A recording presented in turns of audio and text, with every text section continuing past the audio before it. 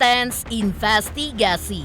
Di tengah banyaknya kasus-kasus yang terjadi di tanah air, kasus kematian Vina Cirebon belakangan ini pun memang menjadi topik hangat di kalangan warganet. Bahkan hingga kini netizen pun masih bertanya-tanya apakah benar satu-satunya DPO yang ditangkap oleh pihak Polda Jawa Barat yaitu Peggy alias Peron adalah otak pembunuhan Vina. Namun rupanya tidak hanya netizen, pengacara ternama tanah air Kamarudin Simanjuntak pun beranggapan sama dengan netizen, di mana menyebut banyak kejanggalan dalam kasus Vina Cirebon. Lantaran waktu 8 tahun telah terlewat, namun satu DPO baru tertangkap dan menyatakan 2 DPO lainnya adalah fiktif. Lalu, bagaimanakah dengan Elsa Syarif yang juga seorang pengacara ketika melihat kasus Vina yang tengah ramai ini? Benarkah walau masih banyak simpang siur, menurut Elsa, nantinya kasus Vina ini pun pasti terbuka dengan bukti-bukti yang dikumpulkan oleh penyidik. Lantas, seperti apa pula tanggapan Elsa Syarif ketika ditanya tentang kesediaan dirinya untuk membantu Peggy alias Peron di persidangan jika dibutuhkan, hingga menanggapi soal Linda sahabat Vina yang kerap kesurupan, hingga akhirnya dipanggil oleh pihak kepolisian.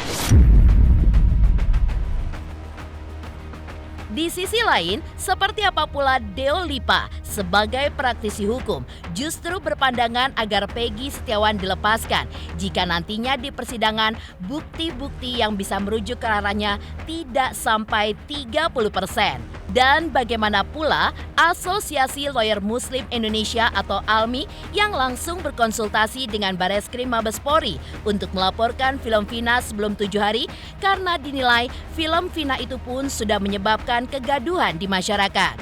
Pemirsa, bersama Intens Investigasi, kami hadirkan kabar terkini, terpercaya, dan teraktual.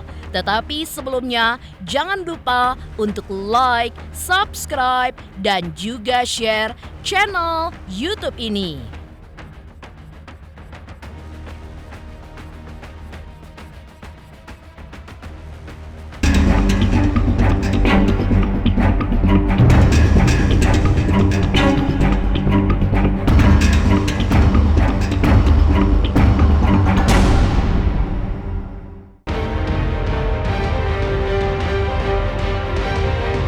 Ya, sebagai praktisi hukum, Kamarudin Simanjuntak memang terus menyoroti kasus kematian Vina Cirebon di mana dalam pernyataannya di depan tim Intens Investigasi, Kamarudin melihat kasus Vina ini pun sungguh banyak kejanggalan. Hal itu pun bisa dinilai dari poin penting kasus Vina Cirebon yang terbilang berlarut-larut, hingga Kamarudin pun juga mempertanyakan terkait waktu 8 tahun yang telah terlewat. Namun, justru baru belakangan ini satu DPO tertangkap hingga ada 2 nama DPO lainnya dinyatakan fiktif oleh pihak kepolisian. Ya, harus dapat semuanya. Di mana 2 lagi? Di mana disembunyikan? Disidik orang tuanya, saudaranya, kakak adiknya. Siapa yang bertelepon? Siapa yang menyembunyikan atau mengumpatkan DPO itu? Menurut saya pasti ada komunikasi dengan keluarganya. Di Polres mereka menyatakan ada buron 3. Di Polda mengatakan buron ada. Kemudian hari-hari terakhirnya menjadi tidak ada. You percaya yang mana? Percaya penyidik yang pertama yang di Polres, kemudian tidak percaya sama yang di Polda. Masa dari ada menjadi tidak ada gitu loh. Saya tekankan kepada kepolisian ini untuk kepastian hukum, keadilan dan kemanfaatannya. Tolong lebih transparan, lebih terbuka agar masyarakat tidak kehilangan kepercayaan. Kalau sudah masalah begini sampai bikin filmnya, sudah waktunya polisi bergerak. Tidak perlu anak siapa itu. Gitu. Jadi polisi adalah harus menunjukkan dia penyidik yang profesional. Dalam kesempatan lain, Elsa Syarif yang juga berprofesi sebagai pengacara justru berpandangan lain tentang kasus Vina. terkhusus pada Peggy Setiawan yang ditangkap karena diduga adalah dalang pembunuhan Vina Cirebon tersebut. Menurut Elsa, penyidik kepolisian pasti memiliki bukti kuat untuk menjadikan Peggy alias Peron menjadi tersangka. Menimbang selama 8 tahun lamanya, Peggy sendiri justru bersembunyi dan tidak menyerahkan diri untuk mengungkap keterangan dirinya dalam kasus Vina Cirebon. Ya, saya tidak bisa mengatakan demikian, apakah dia sebenarnya atau tidak. Kita kan masih menunggu persidangan dari Peggy sendiri. Inkrah nanti kan pembuktiannya di pengadilan. Pengadilan lah yang menetapkan terbukti atau tidak. Tapi yang saya perlu garis bawahi, prosesnya ini cukup lama ya, 8 tahun baru tertangkap yang Peggy ini. Dari informasi yang saya temukan, Peggy ini termasuk pelaku bersama-sama dengan ke-8 orang itu, dan 8 orang ini sudah dengan cepat penyidik memprosesnya dan telah dihukum, mempunyai kekuatan hukum tetap. Memang mereka pelakunya, dan mereka lah sebagai saksi mahkota yang mengatakan keterlibatan Peggy. Memang agak disesalkan, ternyata ada keterangan-keterangan dari saksi mahkota ini yang tadinya bilangnya mereka 11, ternyata 9. Tapi kan itu akan dibuktikan oleh penyidik dengan baik, dengan rekonstruksi dan bagaimana perannya, itu bisa semuanya terungkap, karena tindak pidana ini adalah kebenaran material yang kita kejar. Itu yang bisa saya sampaikan, dan kita nggak bisa mendahului dari putusan pengadilan ya, harus tunggu putusan pengadilan, dan ini diproses dulu oleh penyidik. Kalau memang benar faktanya dia tidak melakukan, mengapa 8 tahun waktu diumumkan sebagai DPO? Tentunya kan itu kasus yang sangat besar, apalagi almarhum Eki ini adalah teman dari Peggy, dan dia keluarganya merasa bahwa dia tidak terlibat, datang nyatakan bahwa saya tidak terlibat, sehingga kan proses itu lebih cepat pada waktu itu. Ini kan mereka karena tertangkap, dan apalagi terbukti. Kenapa polisi tidak bisa menemukan Peggy? Karena dia merubah nama, apapun alasannya. Tapi yang paling, kalau itikat baik, dia harus datang ke Polda Jabar menyatakan saya ini yang dinyatakan sebagai buron, saya tidak terlibat. Sebetulnya nggak usah marah-marah sampai saat ini, tidak usah dia ribut sampai 8 tahun ini. Kan kasihan almarhumah ini dan almarhum yang telah meninggal teraniaya.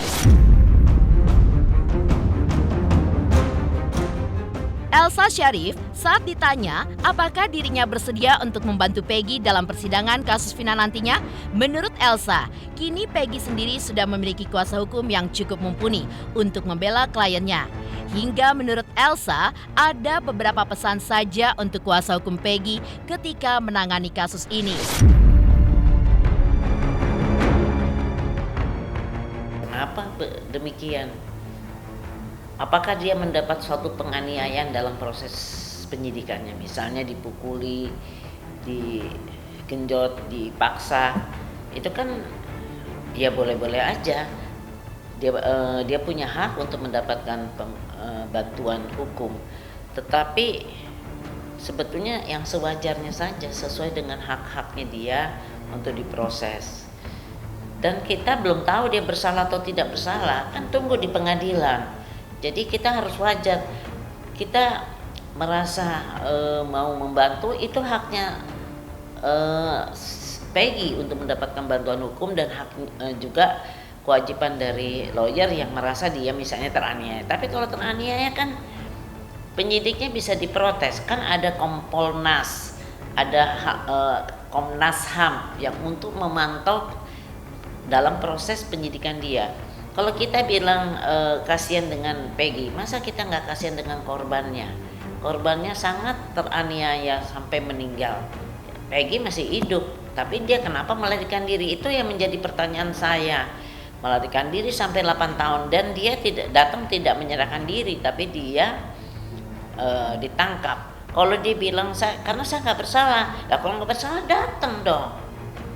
Kenapa mesti ditangkap dan mengapa merubah nama dan KTP dia?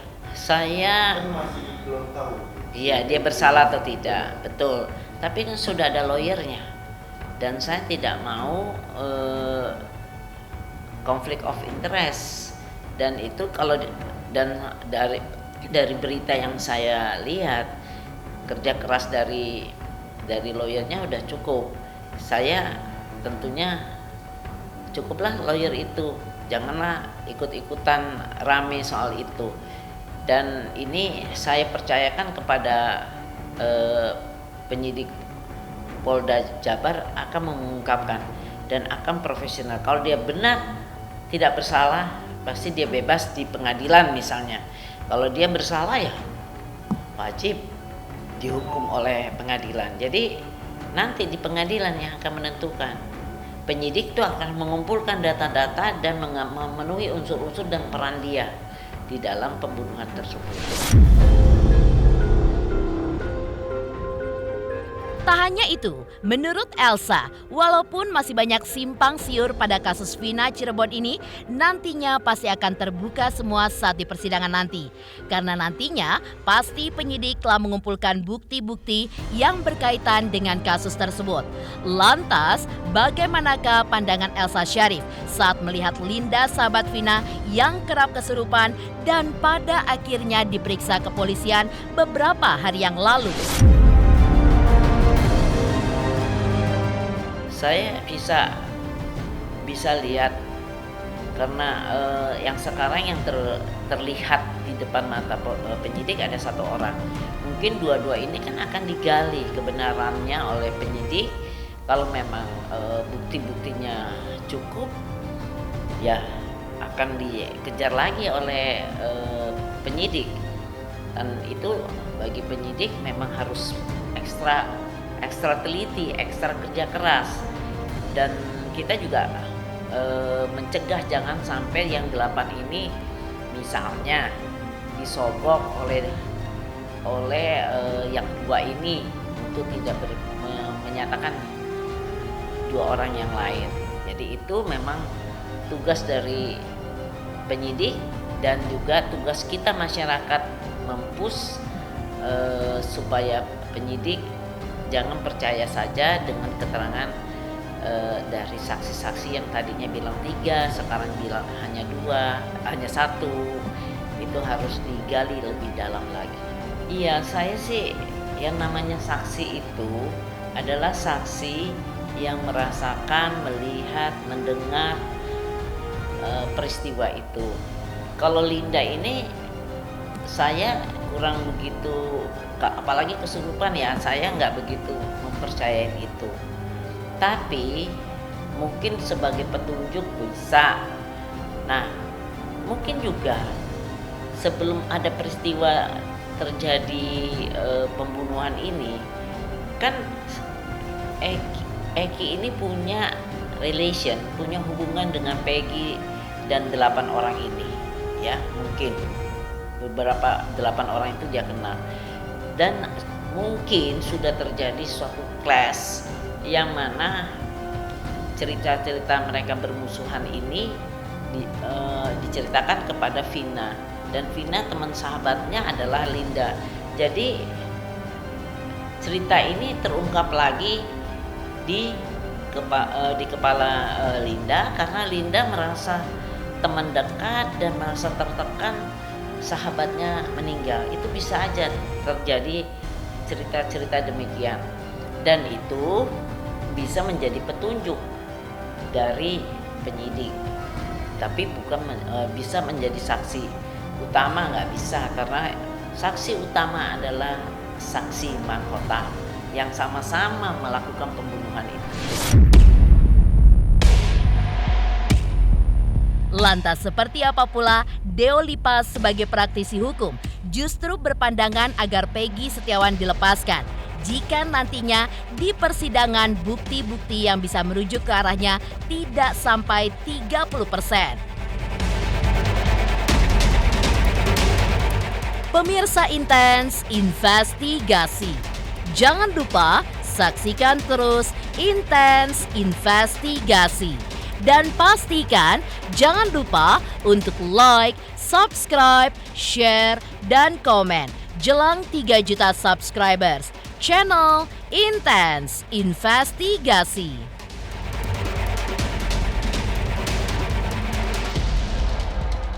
Halo, gue Julito. Ayo subscribe Intens Investigasi jelang 3 juta subscriber. Let's go, 3 millions.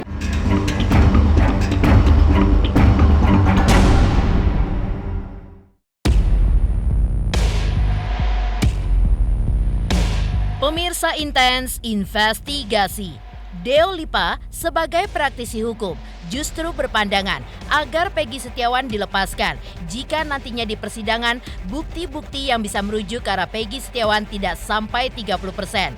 Apalagi bagi Deo Lipa, dirinya pun cukup salut dengan sosok Peggy alias Peron yang berani menyuarakan pada saat rilis di Polda Jawa Barat bahwa ia tidak bersalah. Ketika si Peggy disidangkan sebagai terdakwa, bisa jadi tidak ada saksi sehingga dia lolos dari hukuman karena nggak ada saksi yang menceritakan. Ini ceritanya kasus 1 hari, kejadian 1 jam, harus diingat-ingat oleh para saksi. Ini juga sangat menguntungkan Peggy sebenarnya. Mending orang bersalah kita lepas, kalau kita nggak ada saksi lepas aja lah, begitu hukumnya. Gitu. Masih belum yakin kalau dia adalah pelakunya sebelum pembuktian yang akurat yang ada di persidangan. Di persidangan juga nanti kita lihat nih, benar nggak sih dia pelakunya? Karena nanti ada saksi-saksi yang bicara, ada alat-alat bukti otentik, ada visum, ada sidik jari. Kalau emang itu dapat semua berarti dialah pelakunya. Tapi kalau sampai pembuktian itu juga nggak bisa mengarah dia, sampai kemudian kemungkinan semua 30% adalah dia pelakunya, nggak sampai 70%, ya mending dilepaskan aja. Lebih baik melepaskan orang bersalah karena kita nggak punya bukti dibanding kita menghukum orang yang tidak bersalah karena bukti palsu atau bukti-bukti yang nggak akurat. Sayang sekali ya, kadang-kadang penanganan perkara itu seringkali dipergunakan untuk memuaskan publik, memberikan kepuasan kepada publik yang oh ini ada perkara, ada tersangkanya, ini ada pelakunya, ini sehingga nanti case-nya udah clear, padahal seringkali itu nggak jernih. Nah, tapi itu seringkali terjadi. Nah, cara paling rasional untuk memverifikasi atau membuktikan ini adanya di dunia pengadilan. Nanti di situ hakim yang akan menentukan apakah ini menjadi peradilan yang benar atau ini akan menjadi peradilan yang sesat, yang menyesatkan seseorang yang nggak perlu dipidana menjadi dipidana.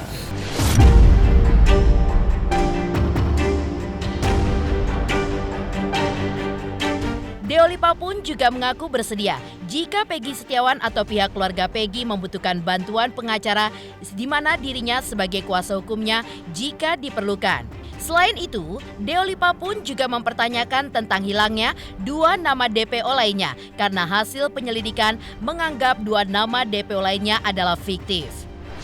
Jadi perlu saya tegaskan di sini rekan-rekan bahwa tersangka semua bukan 9, sehingga DPO hanya 1. Untuk itulah kami selama ini meyakinkan bahwa 5 keterangan berbeda dari tersangka itu ada yang menerangkan 3. Ada lagi yang menerangkan 3 dengan nama berbeda. Ada yang menerangkan 5, ada yang menerangkan 1. Setelah kami melakukan penyidikan lebih mendalam, ternyata 2 nama yang disebutkan selama ini itu hanya asal-usul. Kita pengacara ya apa yang orang perlukan ya kita, kalau kita bisa bantu kita bantu, kalau kita waktu luang kita waktu luang.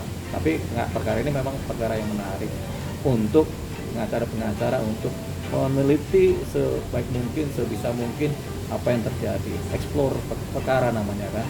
Nah di sisi itu, di sisi kemanusiaan ya kita bantu juga. Ya polisi punya kewenangan untuk menyatakan demikian. Jadi kewenangan itu bukan di tangan kita, tapi dalam polisi. Jadi kalau polisi punya kewenangan bilang setelah kami lidik, setelah kami sidik, setelah kami analisa dengan perkara-perkara ini, dokumen-dokumennya, berkas-berkasnya, bukti-buktinya, bahwa ternyata ini DPO cuma dia doang. Yang dua ini sebenarnya DPO fiktif. Ya, polisi punya kewenangan untuk menyatakan demikian. Gitu. Walaupun kita akan bertanya-tanya, kok bisa? Gitu. Jawabannya, ya bisa. Mungkin saja itu terjadi. Tapi sebelum itu memang sudah ada buron DPO. Pada waktu itu disebut 3 orang kan DPO. Nah, yang sekarang tertangkaplah yang namanya Peggy. Tentunya polisi nggak salah tangkap, ada dasarnya. Persoalannya, apakah polisi menangkap itu orang ini memang melakukan atau dia memang tidak melakukan tapi dituduh-tuduh melakukan pada waktu itu sehingga dia jadi DPO. Kemudian karena ketakutan dia kemudian lari, ganti nama atau apa, sehingga timbullah rasa takut dia kan. Padahal di sini tidak melakukan. Lantas, bagaimanakah Asosiasi Lawyer Muslim Indonesia atau ALMI yang langsung berkonsultasi dengan Bareskrim Mabes Polri untuk melaporkan film Vina sebelum 7 hari karena dinilai film Vina tersebut membuat kegaduhan di masyarakat. Pemirsa Intens Investigasi. Jangan lupa saksikan terus Intens Investigasi. Dan pastikan jangan lupa untuk like, subscribe, share, dan komen jelang 3 juta subscribers channel Intens Investigasi. Hai semuanya, aku Judika. Selamat buat Intens Investigasi yang subscribernya sudah hampir mencapai 3 juta. Jadi jangan lupa terus di subscribe Intens Investigasi dan semua tayang-tayangannya akurat dan bisa menghibur masyarakat Indonesia.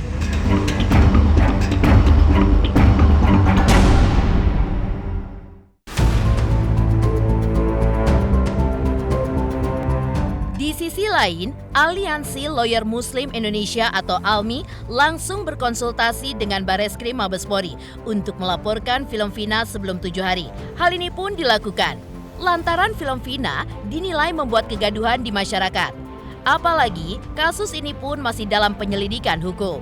Perwakilan ALMI pun juga menyatakan jangan sampai dengan beredarnya film ini pada akhirnya ada penggiringan opini yang bisa mempengaruhi pihak-pihak terkait. Terkait dengan film Vina ini yang lagi viral. Kenapa kami dari Asosiasi ALMI ini melaporkan itu karena kami duga membuat kegaduhan di dunia publik, baik itu di media sosial atau dan lain-lainnya kan. Kenapa? Karena nanti viral film ini kemudian proses penyidikan sementara berjalan. Karena ada proses sementara berjalan di Polda Jawa Barat yang belum berkekuatan hukum tetap. Yang kami anggap bahwa jangan sampai gara-gara film ini kemudian itu ada penggiringan opini yang akhirnya bisa mempengaruhi teman-teman penyidik, ya kan, teman-teman kepolisian, bahkan sampai majelis hakim yang mulia ketika memutus perkara ini. Pemerintah berhak melarang pengedaran film itu jikalau mengandung kegaduhan. Yang kami anggap bahwa telah ada delik di sini, ada delik pidana yang kami anggap di Undang-Undang ITE itu juga terkait dengan pelarangan pemutaran film ini karena ada kegaduhan. Nah, itu secara prinsip. Film ini telah membuat kegaduhan. Olehnya itu bukan cuma upaya ini yang akan kita lakukan, masih banyak upaya-upaya lain yang akan kita lakukan termasuk somasi ke produser dan lain-lain, itu kami akan lakukan. Karena kami anggap bahwa ini yang membuat kegaduhan hari ini. Yang menurut kami, film ini merupakan film yang kontroversi. Maka dari itu poinnya ada 2. Pertama, ada delik pidana. Dalam hal ini Undang-Undang ITE pasal 28 ayat 2. Kemudian yang kedua, pasal 31 Undang-Undang Perfilman.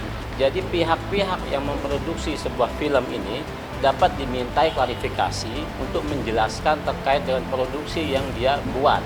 Siapa itu? Belum tentu terkait dengan produsernya, sutradaranya, dan seterusnya. Supaya ini bisa diklarifikasi dan tidak membuat kegaduhan di publik.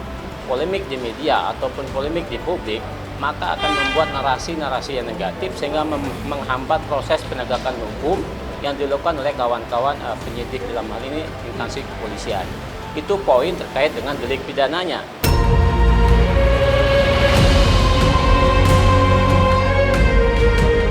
Pemirsa Intens Investigasi. Jangan lupa saksikan terus Intens Investigasi. Dan pastikan jangan lupa untuk like, subscribe, share, dan komen jelang 3 juta subscribers channel Intens Investigasi.